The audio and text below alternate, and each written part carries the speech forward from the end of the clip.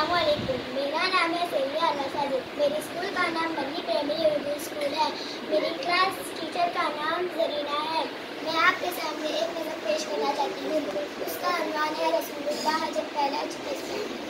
रसूलुल्लाह जब फैला चुके इस्लाम दुनिया में, हर के जानिब चमक उठा खुदा का नाम दुनिया में।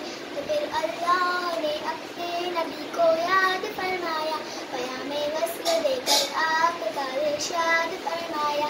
इरादा आखिरी हज का दिया संदेश हज़रत ने, वहीं पर आखिरी खतबा दिया फख्रे रिसालत ने। कि मैं अब जल गई अपने खुदा के पास जाता हूँ, तुम्हारे वास्ते कुरान सुनना छोड़ जाता हूँ।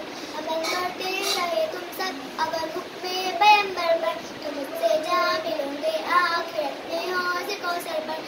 हरगिज़ भूलना आपस में तुम सब भाई भाई हो, करो वो काम जिसमें दीन दुनिया की भलाई हो। तुम्हारी औरतों के हक में अगर कोई कभी आए, तुम्हारे दीन मजहब की जहाँ में होंगी रसवाई।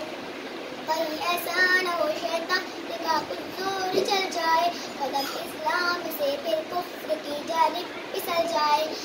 जिस नूर से हर सिमत दुनिया में उजाला था, वो हक का लाडला अपने खुदा से मिलने वाला था।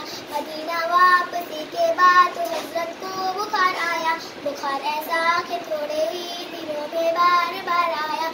हरारत बढ़ गई जब हद से ज्यादा जिसमें उतर पर, तो पानी के लिए छींटे नबी ने रोए अनवर पर।